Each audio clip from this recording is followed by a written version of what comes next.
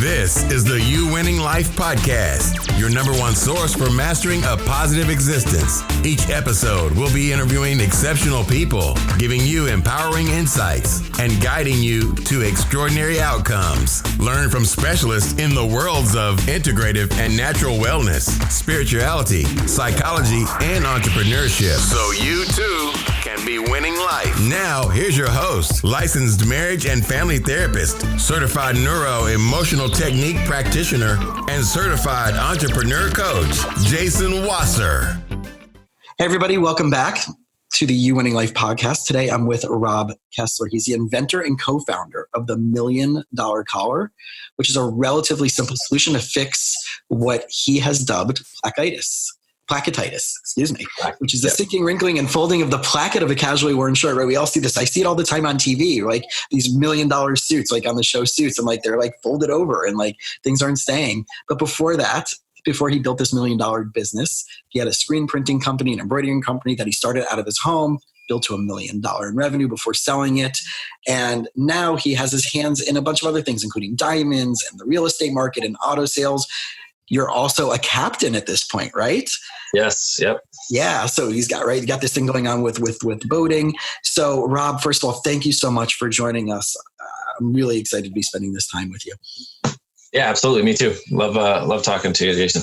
Thank you. So before we get into all of the little strategies, I would love for people to kind of get a little bit of your backstory, who you are, where you come from, and how did you decide that like this world of entrepreneurship was kind of like your calling?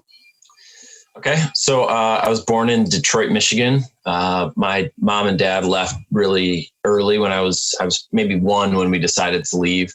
My dad decided that he just didn't like where his life was going in Detroit and needed to totally reset. So he started driving and found an uncle in Milwaukee, Wisconsin, and just kind of hunkered down there. And he was looking for a job, couldn't find one.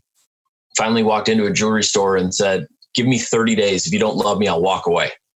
And after 30 days, the guy fired his brother-in-law and hired my dad full time. He knew nothing about diamonds, nothing about jewelry. I mean, his first customer was like, "Let me see this ruby." And he pulled out an emerald. "Let me see the ruby. Here's a sapphire." I'm like, "No, the red one, dummy."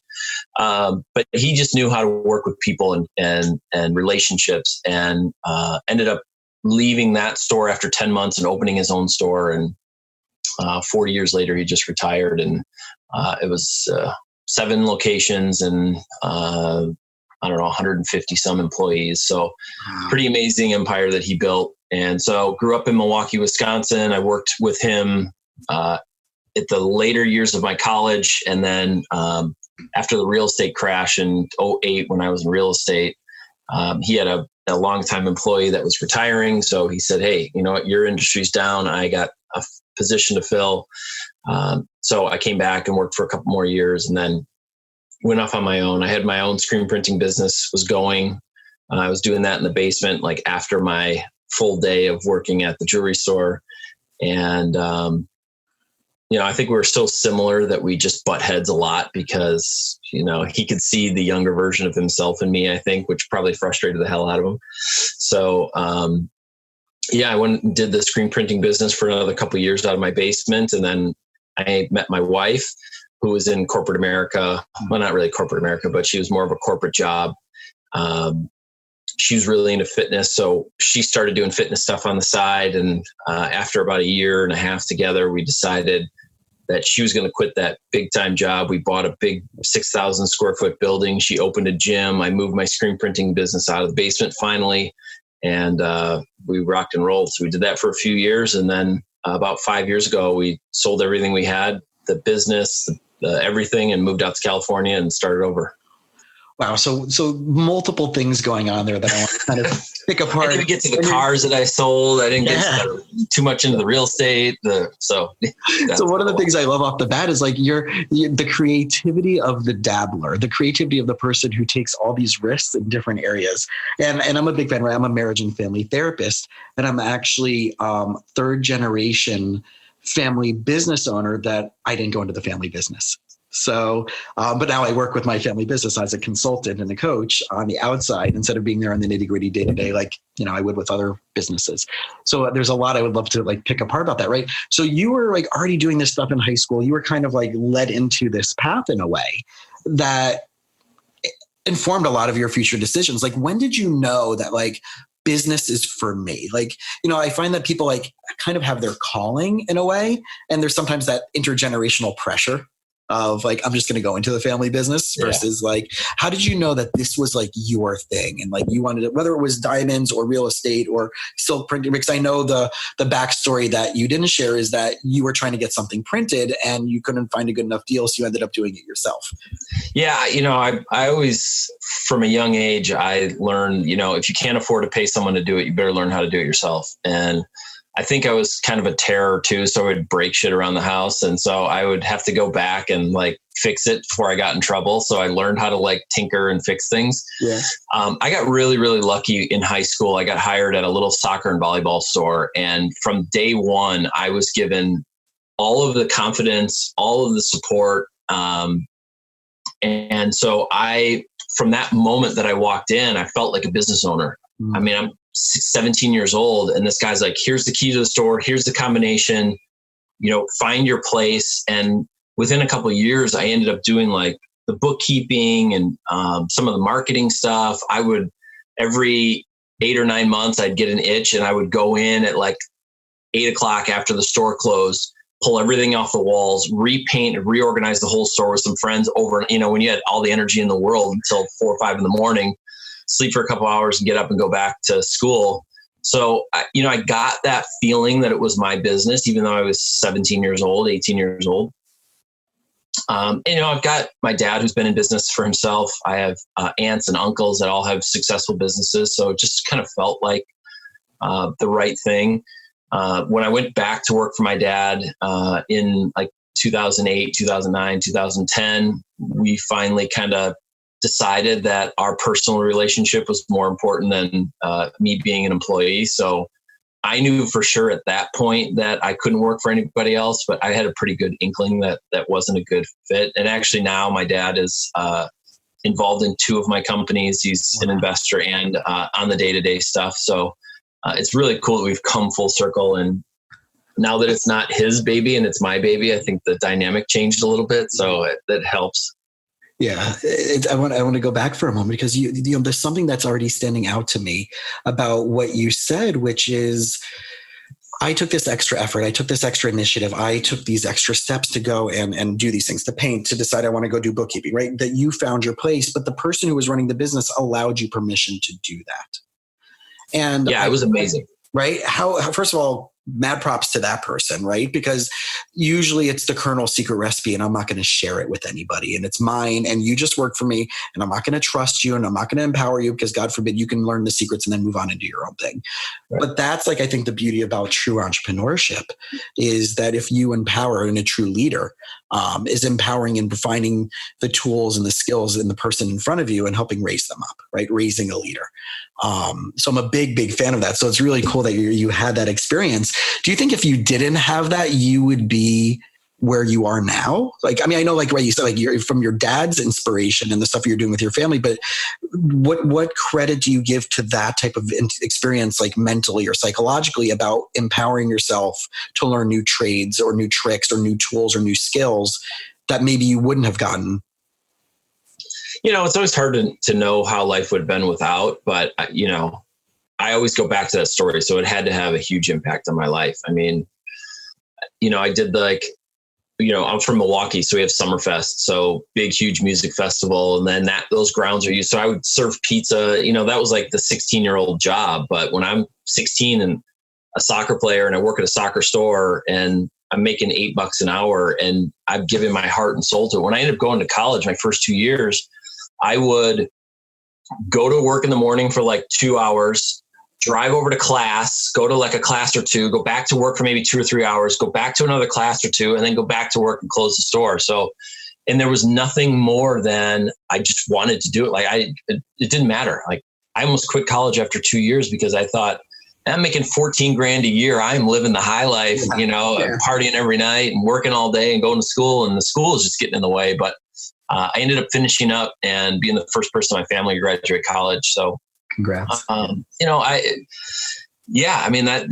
So his name was Tim Snyder. He was the owner, and he ended up unfortunately dying very, very young and very abruptly. I was actually on the phone with him 20 minutes before it happened, and it just was a pretty brutal time losing him, because he was a mentor and a friend, and he gave me all the confidence in the world to be what I wanted to be. So I give him all the credit. It's such a powerful concept, this idea of mentorship. And I talk about that a lot, where, we can look back at different stages in our lives and see, in addition to our family, who positively and negatively crafted our success. Right. Yeah. I mean, he was just one of those people. There was I think 600 or 700 people came to his funeral, and he's from small Port Washington, Wisconsin. So he was just one of those people that you met him.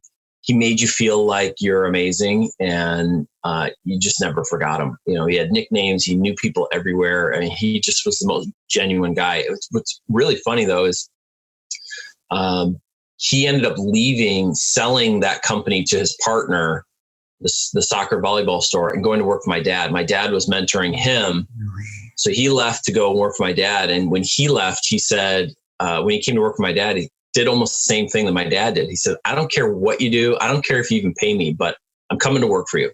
And at some point you'll find a position for me. And he ended up becoming this liaison between all the salespeople and trying to get them to the next level, and literally created a position for himself within my dad's company. And my dad looked at me one day and said, he is going to be the next guy to take over this company. He is the epitome of what you need. And, I always try to follow his lead and, do what I could for him. Yeah. So do you believe, based on your experiences, that business ownership, successful business ownership, or successful entrepreneurship is either in someone's DNA, or it can be something that's completely learned from scratch, or somewhere in the middle? What would be your theory? I think a lot of people, want to do it, and some people do it to a decent level, but I think there's a misconception of what you need to be an owner. You always see that image of the boss versus a leader. Mm-hmm. And the leaders are the ones that build those monster companies that have, a bunch of high school and college kids working until 3 a.m. because they want to for $8 an hour. That's a leader, and the leaders are the ones that really separate themselves and their companies. And I think as an entrepreneur, that's one of the hardest things to do. Like you said before, is turning over those reins and putting your faith into somebody. You think that you can do it the best, but I've got a bunch of people that, think about a great electrician or a great plumber. They're terrible business people. They're like, I'm just going to go do it on my own. It's I'll be there at noon. And then they show up at, 3 o'clock the next day. It's right.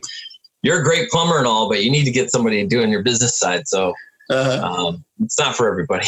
Exactly. Well, that's why I'm a big fan of the E-Myth paradigm, right? The entrepreneur, manager, technician, and knowing what your skill set is, and honestly, and being honest with yourself, right? A lot of my introduction to the entrepreneur world has really only been full on entrepreneurship has only been the last 3 years.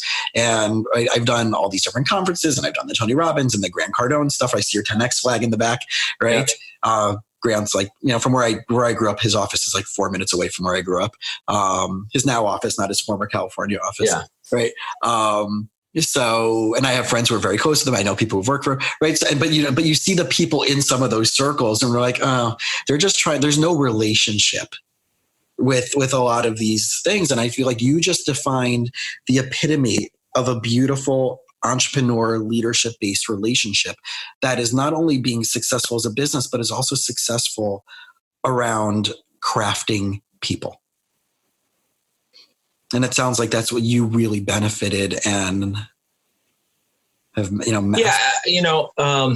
can't remember what book it was. It might've been Good to Great, but, he talks about all the people on the bus, and just, you may have the right person. They just may be in the wrong seat, and, finding people's talents and letting them explore where their passion is. I mean, you're going to get so much more out of somebody if they can do what they actually want to do instead of forcing them to do something.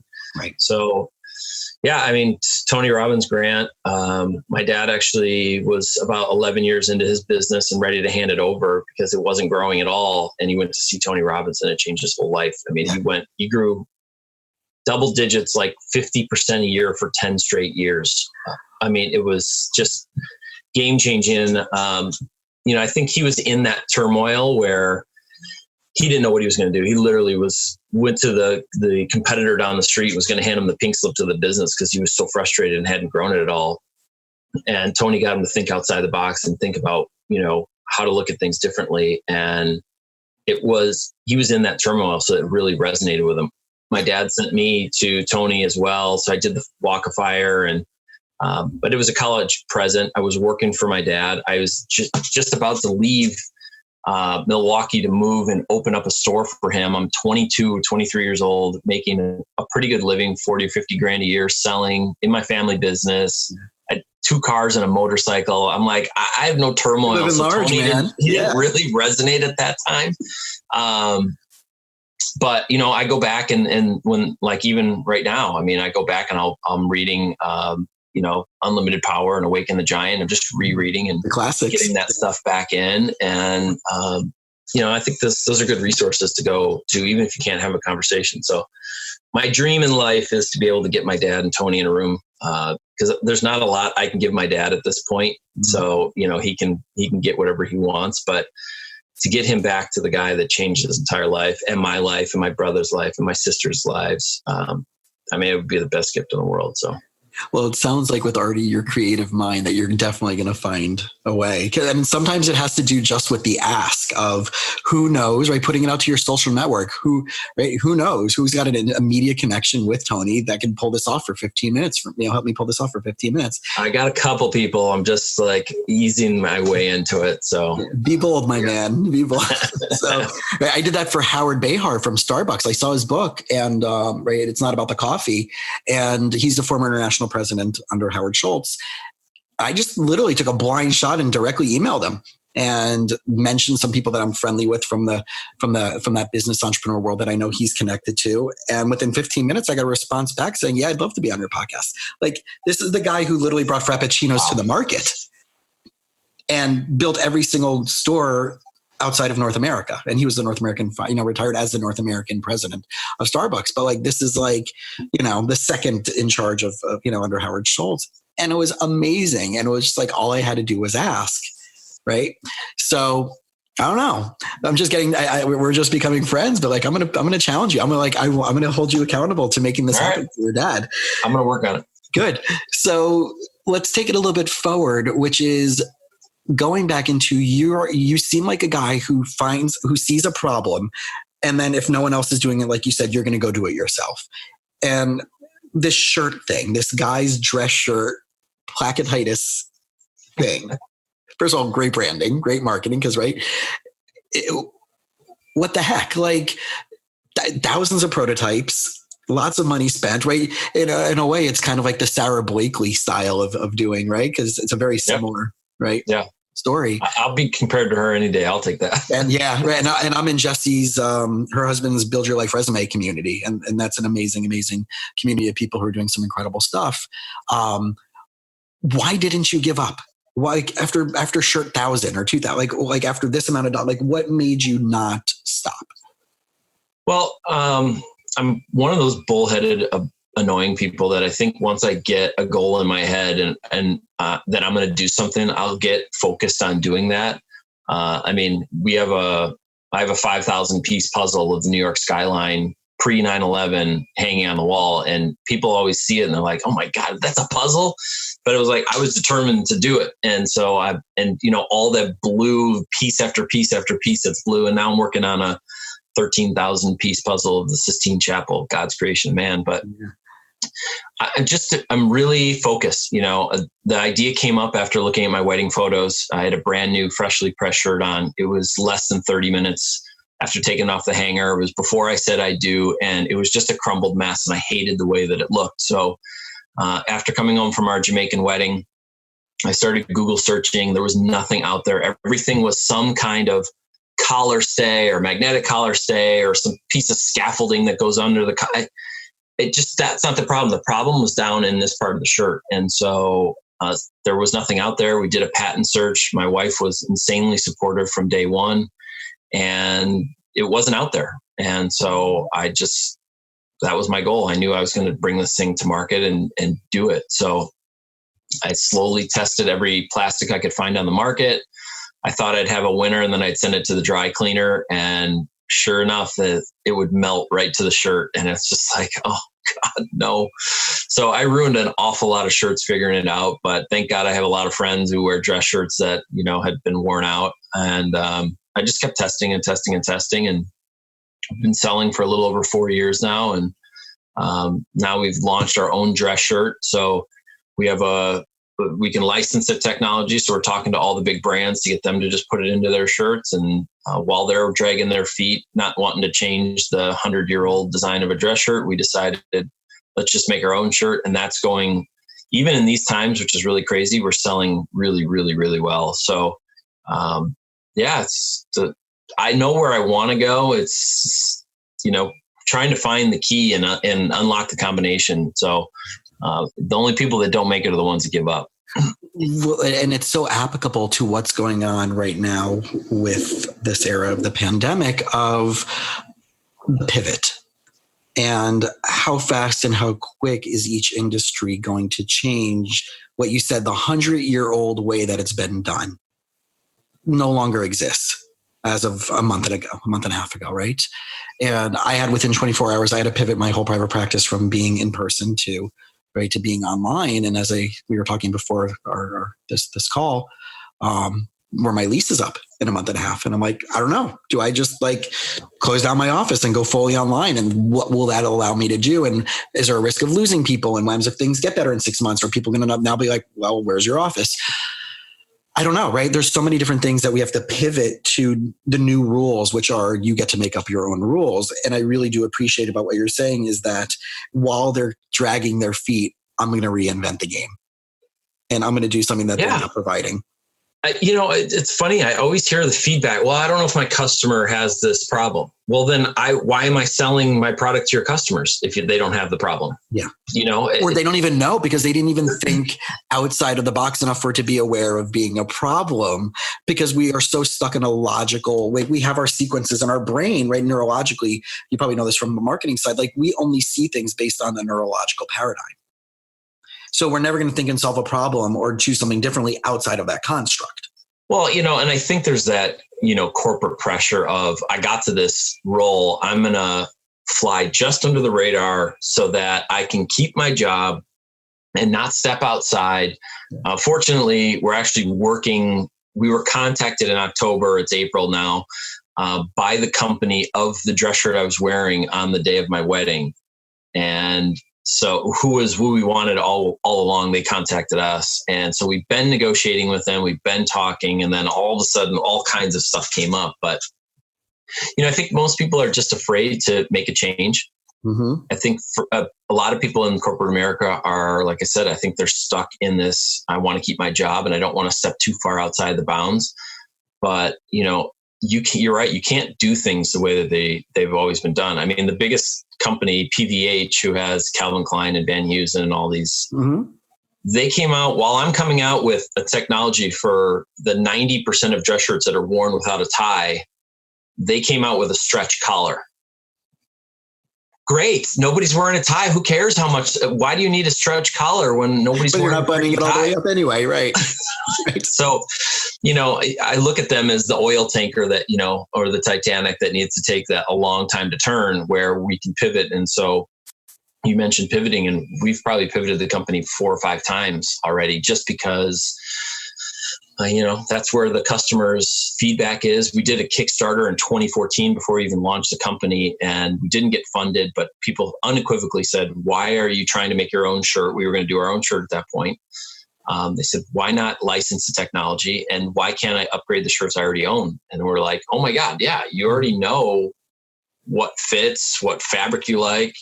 Why not make it? So the whole design changed when I thought I had it. It all changed, and I had to come up with a universal design that fits into every single shirt, which is what we have now.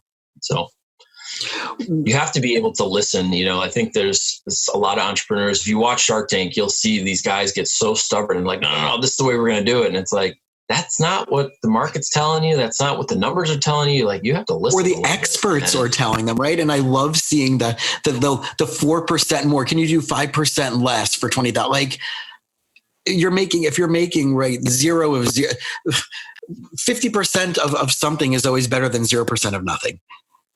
Yep. Right. And again, I think we've talked about Shark Tank and these things, and we get investor reach out a lot on both of our companies. And, obviously we'd love to be on Shark Tank for the exposure and working with one of those guys that has the connections.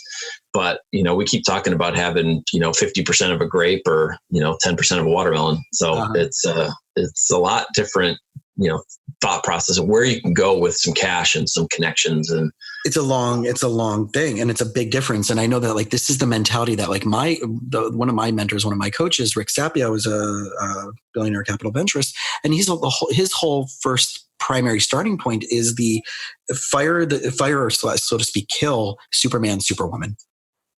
Right? You think you're going to do it alone. If you're not going to hire the right experts, if you're not going to consult with the right experts, if you don't find the right accountants and the right attorneys and the right business people and the right marketing people, you can't do it right. You're never going to grow to the potential success that, for me, it's a little bit different, right? Because I have associates that are working under me. I have another therapist and a chiropractor and a nutritionist, but right, I still have to empower them to get the right clients and have to help them market and stuff like that. But once they're seeing a client, it's money that's coming into my pocket without having to do anything. And my job is, if it was a different rate previous to the pandemic, it was just how can I get that to scale with how many people, right? Mm-hmm.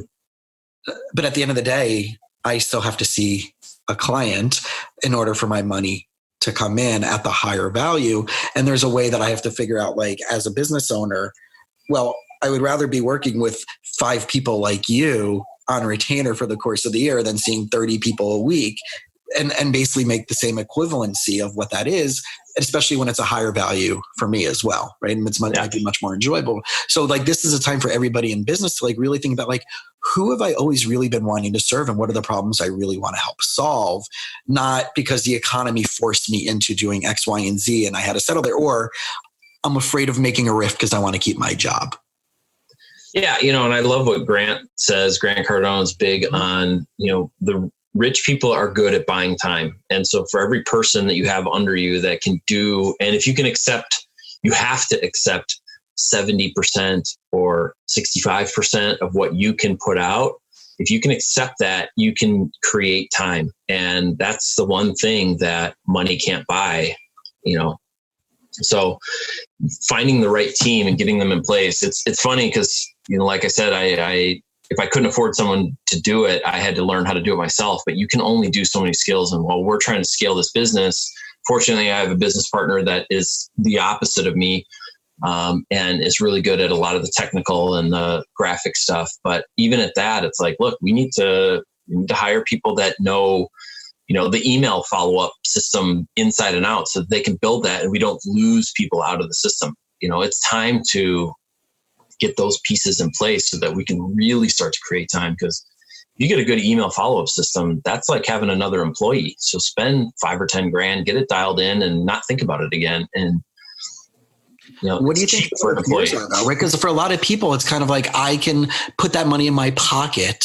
so I can pay my bills. Right. It's the short term versus long term, right? That we're very short sighted. And yes, obviously people have to pay their bills. But where did you find for you where it's kind of okay, I'm going to sacrifice a little bit more of income in order to bring this person onto my team? I think I listened to enough people that said that you have to sacrifice. I like Gary Vee as well, but I always knew that it was going to take sacrifice. I think I learned a lot originally from my dad. He would be the last one to get paid. And while he's building this business, we ate a lot of beanies and weenies, as he called it. Because that there's, in the long term, it's going to work out. I often tell my wife, and I have a much bigger goal for life than most people. So it sounds crazy, but, I say, I'm not doing this so that you can plan a trip with your friends in 6 months and say, all right, we're going to do this. I'm doing this so you can call a girlfriend, 3 girlfriends and say, we're leaving right now, pack your stuff, we're going, and I've taken care of it. Let's go have a good time. That's what I'm working for. And that to me requires a different level of sacrifice than, I want to go put a Porsche in my driveway. I can make $2,000 a month to make that car payment. That's easy. But the life that I want to build, that her and I both want to build, takes a lot more and a lot more sacrifice. And so thinking on the long term of it, I mean, I'm 7 years in, so I'm maybe 3 years away from my overnight success, so. Yeah.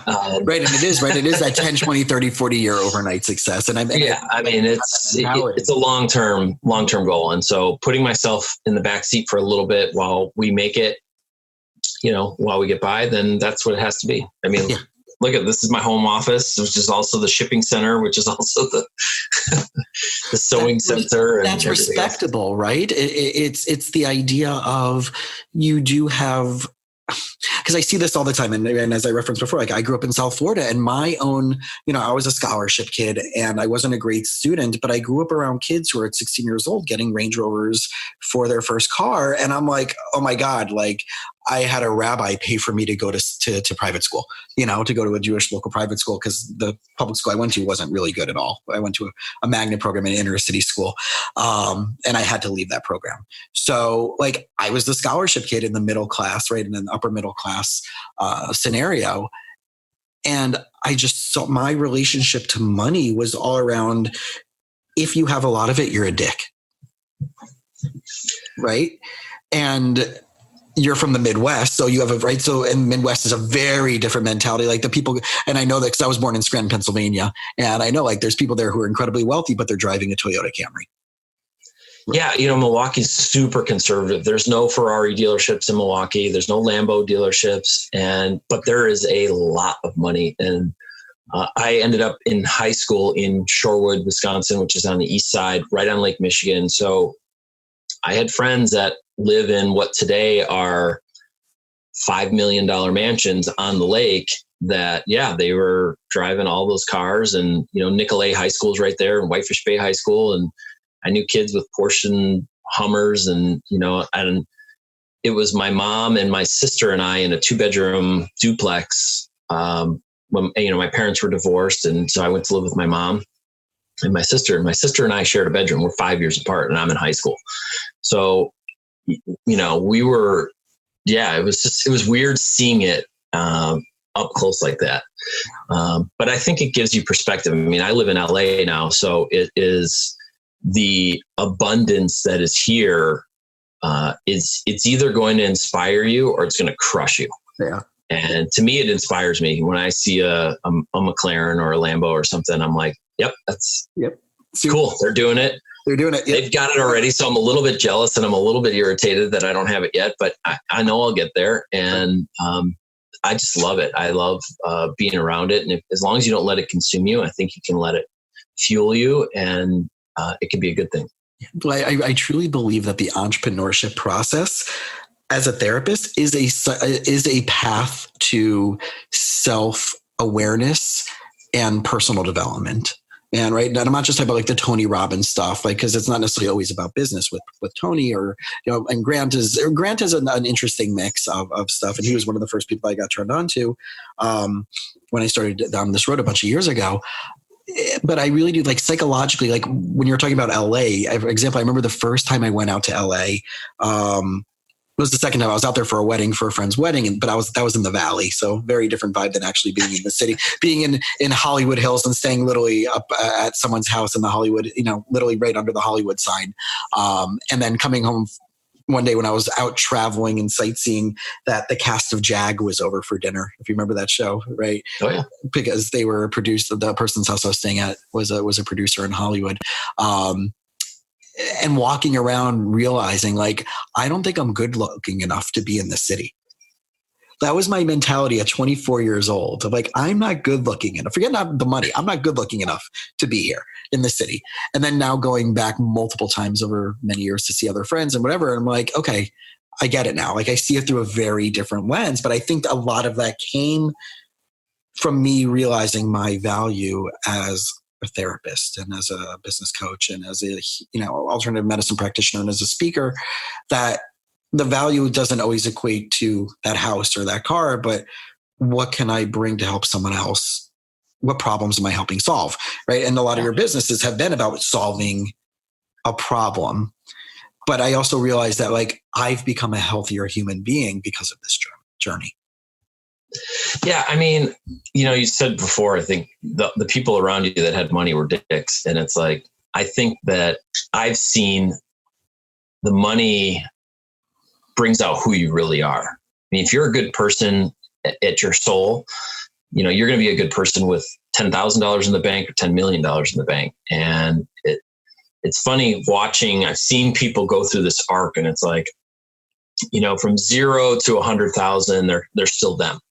And all of a sudden they hit like 200, 250, 500, and they get this ego like this, like they are the best thing ever. And then once they get past that, like $500,000 a year, kind of like, okay, well, now they start hanging out with people that are bigger than them. And then they're like, gets maybe put back in their place a little bit. And then, I even watched it through my dad went through that phase, and it was just like, okay, well, but then he hit this other cycle, and it was just like, man, he's just the most chill. A bunch of kids, he's got 7 grandkids now. And it's like, what, if something breaks, it breaks. It's just stuff. We can always replace it. But when I was those kids' age, hell or high water, if something broke, you're in deep, deep trouble.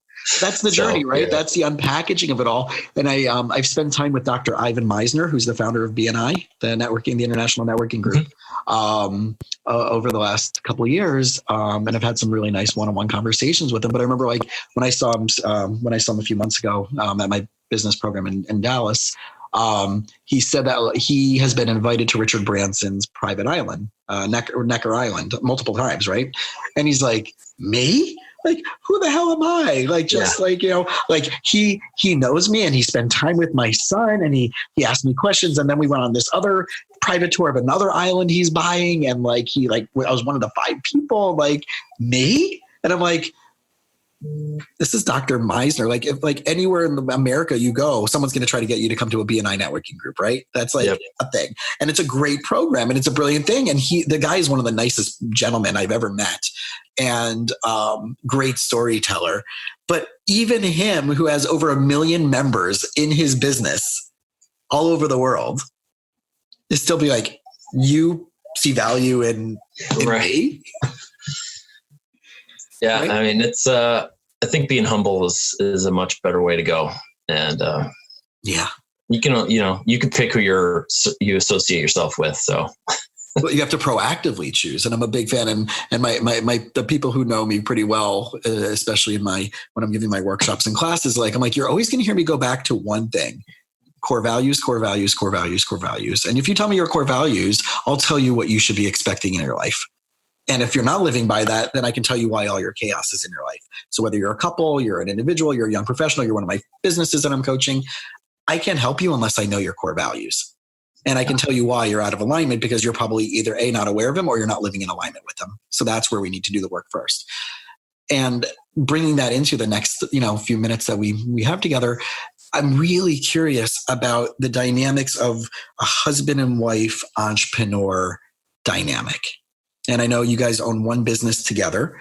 And I know there's multiple things that are going on that she's involved with and you're involved with, and there is some overlap. So what has been some of the pros and what have been some of the cons of being husband and wife, both being entrepreneurs in your own right, but also bringing that home and maybe even, on the business that you collaborate on together? It's been funny. I got into real estate when I was like 23 years old, maybe. And I would see these husband and wife couple teams. And I looked at that and I was like, what? You work all day together. You wake up in the morning together. You have lunch together. You go to bed together. You eat dinner. Like, what? And when I met my wife, we clicked unbelievably from minute one. And once we bought that building, we literally, her gym was on one side, my screen printing business was on the other, and there was an office that divided them. And we sat 10 feet apart and did that for 3 years. And it was amazing. I mean, in those 3 years, we probably did 10 years worth of, a normal couple's relationship. Mm-hmm. And, there's definitely hard times of, she has ideas or I have ideas, and communication sometimes breaks down. But at the end of the day, I know I've got someone that's got my back. She knows that she's got someone that's got her back, and we've been able to work things out. We have a boat business together. We have a yacht charter business. So I'm a 50-ton master captain, which I've gotten since we've been here in LA. And, I'm like I captain and I kind of oversee the stuff, but she is so detail oriented. So it's really a good balance between she takes care of the stuff that I don't like to do, and I take care of the stuff that, she doesn't do. So, when she's not doing that, she's a Hollywood stunt woman, and she's incredible and it's a super badass. And, we just try to make the most of what we have. But, when you spend this much time together, there's always going to be, headbutting and problems. So I heard something, and I'm not the best at working at it, but I'm working towards it. And somebody once said to me, if it won't matter in 5 years, don't waste 5 minutes. And, when you're in the heat of a battle over something stupid, sometimes it's hard to think about that. But if you can keep that in the back of your head when things are going down and just get over stuff quicker, it'll make all the difference in the world. 100%. It's so funny because I had my last call, my last session before you and I jumped on this call was about those dynamics in a couple that's a family business. And the amount of time, effort, and energy they're spending on things that are completely superfluous. And not only superfluous, but they don't have any control over. And I'm like, how is that building your relationship, and B, putting dollars in your bank account by spending time on what's going on in the world? And like, but I gotta put my voice out there. Is that putting those, you came to me for two things: help your relationship, help your business. Is that towards it or against it? Right? Yeah. Simple. And how much time, effort, and energy have you put into whatever that issue is that you could have then, right? Over the last week, how many hours? Whatever, half hour, an hour, 2 hours. Okay. So that 2 hours towards your business, what would that have done for you? It's really just a simple pivot. When you get, our brain goes into that fight or flight. When our heart rate goes up on something, we're automatically in reptilian brain, which is fight or flight, which is that old, self-sabotage, what we would call self-sabotage intellectually or psychologically. And you can't solve a problem from that place. No. Right. And so our job, right, you as a business owner and working with your wife, and my job as a therapist and a coach is, right, how do we strategically, proactively, because we're all in a fight or flight right now with what's going on in the world. Oh yeah. I mean, I think it was 7 Habits of Highly Effective People, but it's, the stuff you can control and the stuff you can't. And that really, really resonated with me. And, my mom worries about stuff that she can't control sometimes. You always have people around you that do. And to me, it's become an obvious observation. It's like, look, you can't do anything about it. So what can you do? Where can you spend your energy? But when you're in that mode and you think it's happening to you, it's hard to take a step back and say, look, I can't control that, but I can control this. And I don't know, maybe being a problem solver, that comes a little bit easier to me, but yeah, and you just can't spend, it's so exhausting to spend energy on stuff you can't do anything about. Yeah. Where does self-care come in for you and for her on this? Like, what's that process as, right? You're running multiple businesses, you're a married couple, you have other stuff going on. What's the process and journey of self-care for you guys that's been working? So, we do therapy. I think I relate it to having a coach or a mentor in business. She's been riding horses since she's 8 years old, and she still rides. She rides 2 days a week. And she has a trainer. So it's like, look, you've been riding for your whole life, basically, and you still have a trainer because you want to constantly improve. And like you just said, sometimes you can't see what's right in front of your face. And so recently we had our therapist said, what did you do early on that you guys don't do anymore? And I was like, you know what? When we lived in Milwaukee, we had a huge kitchen in our duplex. It was just like an open kitchen. And so we made dinner together like every night. And when we moved to LA and paid like 5 times more than we were paying in our mortgage for this, it had a teeny tiny kitchen. We couldn't both fit in it. And so for 4 years, we didn't make dinner together. And so all of a sudden she's like, well, do that. you go shop, you guys decide together, you go shop, and then you make it together. And so we started doing that. And it's like stuff that is outside of both being entrepreneurs. We always want to talk about business. What happened in my business? What's happening here? What's going on here? And it's so non-emotional. So for us making dinner together, and we start reminiscing about when we met and trips we've taken and things we've done, it's just kind of changed the foundation and helped rebuild that. And that's been awesome. So it's become a date night of sorts. Yeah. I mean, we can't go out anyway. So, right. We typically, make dinner at home because, we moved to LA thinking that, knowing that there was opportunity here. And so, coming from Milwaukee and, we sold my business and our house and everything we had. We knew we had to kind of take it easy because if you leave the house out here, you're spending $150 or $200 real quick, especially for the couple. So, we just don't do that. And it's another thing that we sacrifice because we want to get to a further point. So it's better for us to have the cash in the bank. We make dinner, then we can meet people out.